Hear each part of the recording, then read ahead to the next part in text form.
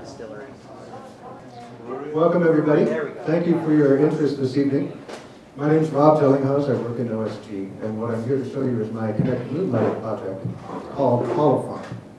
And the basic idea of this project is I was an a cappella singer coming through college and have been in folk groups and so forth, and so I've always enjoyed singing and harmony in general.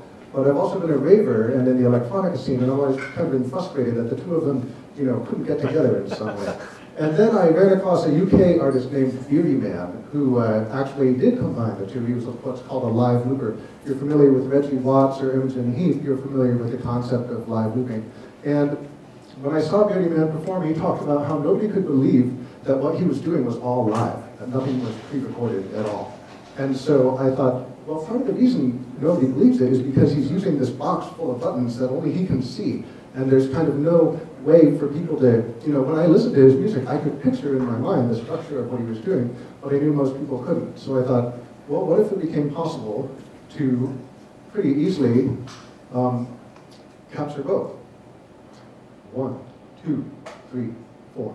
1, 2, 3, 4. So the basic interaction here is I raise my hand to get its attention, close my hand. While I close my hand, it's recording me. 4. While I close my hand, it's recording me. 4. While I close my hand, it's recording me. And then, when I let go, it starts recording me. 4. While I close my hand, it's recording me. 4. So that's all very interesting, but of course you want other interactions as well. So if I point at something and then close my hand, it mutes it. So that's sort of like snuffing it out.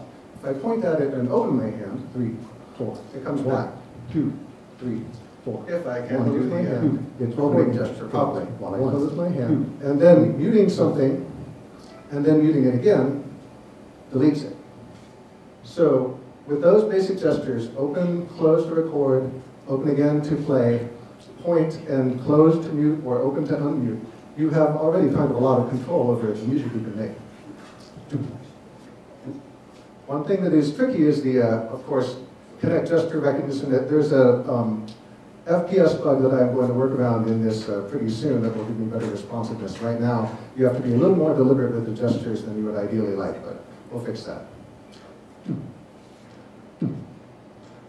So one thing is, it rounds up to an even number of beats so that you can make sure that all of your loops line up nicely together.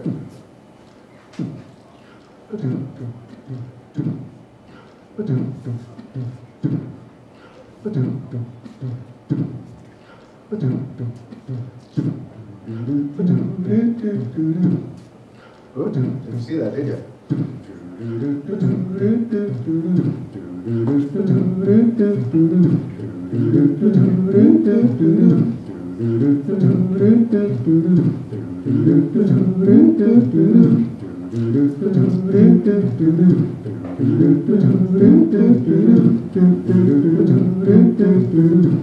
So you see you can have various tempos overlapping with each other, and it all stays lined up in time.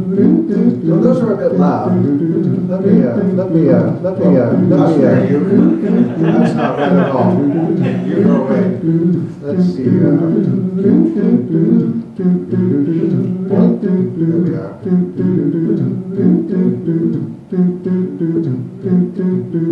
So I just made 2 of those quieter.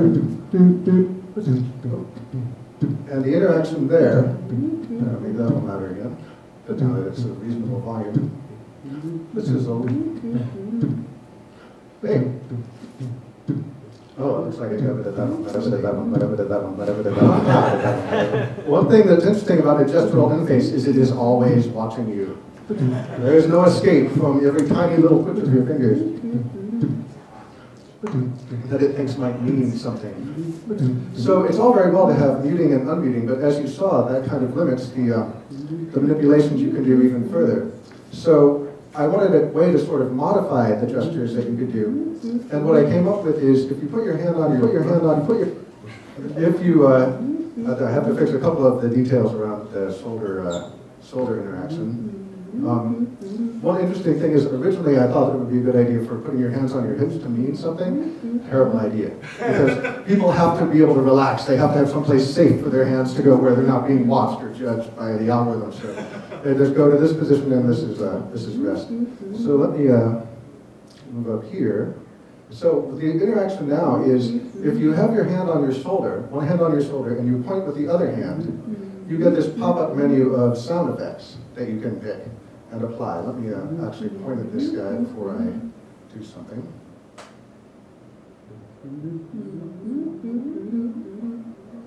Whoa.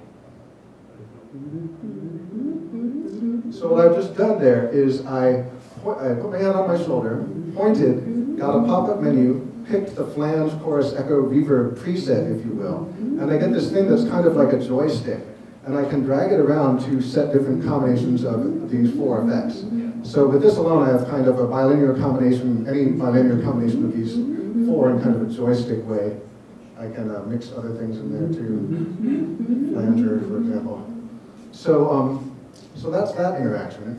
And the final interaction that I have is, oh, let me see, have I been, I forgot to start my wave recording, so I'm going to do a little of that demo again just briefly. But the other interaction is you put your hand on your head and you point, and you get a pop-up menu of kind of the system things that are available, so sort of system options, delete all sounds and so forth. So that's sort of the way to get at the high-level things, like the menu bar, if you will. That's the sort of interface concept there. So just running through that very briefly again, you put your hand up and close it to record. I'm recording myself right now. I'm recording myself right now. I'm recording myself right now. And so they line up nicely on top of each other. One part of this is audio latency is super important for this. I'm actually using I'm using a Focusrite interface with ASIO, which has super low audio latency because it's very critical that you be able to hear yourself in real time. Right now, particularly if you are interested in applying effects on your own voice, which is also possible. I showed how you can point at things. One thing that's nice about this is you can kind of get close to things very gradually, and you can sort of control. You can pick very finely from a set of loops that are close to each other. The overall idea is pop-up menus for everything. Point. Everything is right where the user's hand is. You never have to move out of your way to manipulate something. So I showed how you can apply sound effects to a loop. Let me show what happens if you put your hand on your mouth and point. You get the sound effects on your live voice. And so that's another modifier to the pointing that gives you the ability to do very strange things where you want them to be. And then, of course, once you record it, it stays with the sound effect. And then, of course, once you record it, it stays with the sound effect. And so many possibilities there, as you can imagine. Oh, and I still sound like something from beyond the grave. You see how I fix that? Oh, hand on my head, point, clear the mic effects. Okay, we're back in the room. I've never quite heard that combination before. I felt like I was in The Exorcist or something. So those are the basic interactions, and the things right down here, right down there. That's the spot where every time I'm bringing my hand up off my hip, it's like. One other thing that I've done with this is I've kept the gesture recognition very simple. The body pose detection here is like 3 if statements. It's like, is your hand closer to your mouth than anywhere else? Okay. Because I'm not a machine learning guy at all. So and this is my side project, so I'm trying to keep the overhead very, very low on this. But so I would love to do a version of this for Xbox or for other kind of out-of-the-box systems without sort of all this custom hardware. But it's not possible right now due to end-to-end audio latency is so critical for this experience. So I do want to make this into a project. I consider this kind of a pre-alpha right now. There's a lot more sound effects I want to add. And there's multiple other categories of features. I want to add fast Fourier transforms, so you don't see just colored blobs. You actually see spectrum, hush down there, hip. Straight. I'm going to see if I can get to this without that happening again. Straight. I want to add infrared capture so that you can perform this completely in the dark and it will still see your face, which should be possible pretty easily. I want to add skeletal capture so you have sort of little marionette figures of yourself dancing around so you see whatever your whole body was doing. And other possibilities as far as pitch shifting, tempo shifting, scratching, putting up some kind of interface that lets you deliberately sample out and remap everything and start playing a sample backwards and then backwards and then backwards and then backwards and then see. I knew I couldn't do it. Okay, now I'll try this. Maybe if I just have my hands up like this, it will not see me that way. Don't touch me anymore, Kinect. So other things that will be coming along are two-hand gestures. I'd like to be able to point with both hands and do a group grab. So you could group things on screen, have a rectangle around things, and then grab it with both hands, and it would shrink down, and you could smush it down to down mix multiple tracks into one and then apply effects to that. So, a whole bunch of end ways this could go. And this, the audio rig I'm using, the actual sound rig I'm using is pretty much all analog as much as possible. Turns out that Bluetooth adds latency. Many things add latency. Analog is relatively low latency. This is an old school stereo, old school Shure, regular wireless transmitter. And a little i5 computer. The computer right here is so sweet. It's like the size of a tiny little, it's smaller than a CD case almost. And so I'm very happy with this as kind of a touring setup. I want this to be something that can go on the road and hold up well. So with that, I want to give you one more, maybe 2-minute little demonstration, and then I'll take any questions that people have.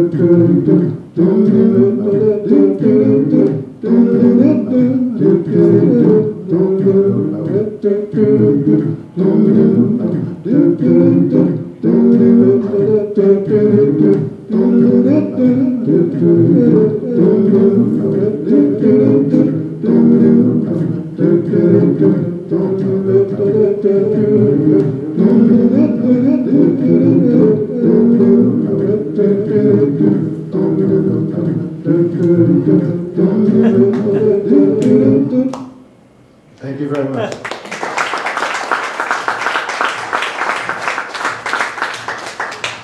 So, any questions?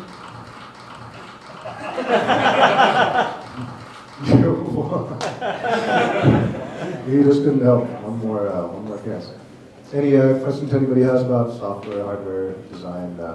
So, what API are you using for? Just Azure with something?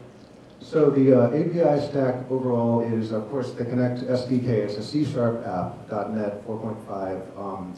It's using the base audio library from unforeseen.net, which is amazing. It made this very straightforward and has had fantastic support for free through the years. Just one of those miracle projects you don't give up. And the interface is a USB interface is a Focusrite Scarlett 6i6. I have to give them a shout out because it was having a weird ACO stall bug that was driving me crazy, and I could find nothing about it. And finally, they're like, "Why don't you try the beta drivers?" I'm like, "I'll try the beta drivers." And the beta drivers fixed it comprehensively, and I was so stunned and thrilled that I can't recommend them enough. And other than that, it's a plain Windows 8 app. It's a desktop app because I don't think Windows Store apps can have dual screens, and this kind of needs dual screens pretty critically. In fact, let me see. One aspect of this, I'm not sure if that was working during most of that performance, but it's intended that I'm not sure which view you were watching, that is. It's intended that the audience has a different view than the performer. So I'm seeing kind of myself in the mirrored aspect, and then you're supposed to see me looking straight at you. You're supposed to see me looking straight at you. You can actually do some kind of strange video art with this. You're supposed to see me looking straight at you. There's a lot more to be done in terms of video manipulation in here as well with this. But I'd like to have audience video layered in somehow. But anyway, many directions this will go. Ultimately, I want this to be an augmented reality thing, so you're actually placing copies of yourself spatially around yourself, kind of like a forest that you're a live moving forest that's motion capturing you in real time. So, any augmented reality stuff in the house, we should get on that. Any other questions of any kind? Yeah, so in version 1 of this, you used to have the Wiimote for latency reasons. And from what I'm understanding, did you fix that by doing an algorithm to sync up the beats, or did the Kinect V2 help with the latency? The question is, in the original version of this, I was using a Wiimote for latency. It actually wasn't for latency, it was just for getting input into the thing at all, because Kinect V1 didn't have handhelds. Got it. So I was using a Wiimote with Bluetooth. So you had the Wiimote in one hand, and where now I'm just closing my hand. In that version, you push the A button, or no, you pull the trigger. And so I prototyped a lot of these interactions back in the V1 days, and then now the V2 has brought it to where I can be truly free. I mean, one of the goals here was also to be able to do full DAW mixing. I mean, this is kind of a DAW environment. It had VST support, and at one point I want to add that back in. But to also be completely unfettered. That's a good part to emphasize right there. Thank you. Ever watching system. The goal is to be free of all buttons and to be able to move at will. And so this has finally achieved that. I couldn't be happier with how the V2 Kinect is making that possible for this project. Yes? Yeah, I mean, clearly your interest is in vocal stuff, but have you thought about adding in, I don't know, like other instrument controls, that kind of thing? Would that be difficult for any reason? The question is about adding in other instruments. I have a guitarist friend who goes by Void Note in Seattle who asked me about this a couple of years ago, and I've been thinking about it. I think that the most satisfying, now there again, it's hard because now I'm going to put my hand down here and into the erroneous zone to simulate playing a guitar. But the idea I had was, if he's playing the guitar, then he is doing a loop, and if he lifts his hand up, if he plays and strums and then lifts his hand up, that becomes a loop that kind of floats off of his guitar and starts drifting there, Because of course the problem with the guitar is it's a two-handed instrument, you have no hands for you to control anything. So it's like you step forward like it was a pedal on the stage, or, I wanted to have something that would fit into his natural hand interaction anyway, but certainly there's no technical reason it couldn't be done. The ICO, you can see the CPU on here, when it was showing the CPU on here, it's like in the 10% range. It's so insanely how I ported it to x64, the application, and I don't even know why, because it uses just a few megabytes of memory to do everything it's doing. So, I want to have it do much more stuff. But yeah, you could easily put 24 channels into it, probably still keep up. And, so if you had access to the Xbox record that feature, where there's basically a ring buffer that's always running, and then you just say record, and then it just grabs the last 10 seconds or 5 seconds, whatever it is, would you make use of that? Because as you're demoing it, I'm thinking you were doing a lot of trying to get it perfect timing, whereas if it was just always recording in the background and then you were just marking the section to use. Right. The question is about, I'm repeating the question because it may not get recorded well by my little camera. The question is about, would a native Kinect support for recording and playback buffering, kind of a continuous 10-second window built into the SDK, be helpful? I've kind of had to build that myself already, so it's already doing that. The issue with the control is not, the issue is accurately signaling where I want the sounds to start and stop, where I want the loops to begin and end. And that's kind of a composition thing. That's me arranging, it's sort of like, I think of this kind of as creating a symphony of yourself. and you have to conduct that symphony. And so you need to make sure things come in and out at the right time. And so it's really an issue of accuracy in creating the music rather than technically in being able to get the data.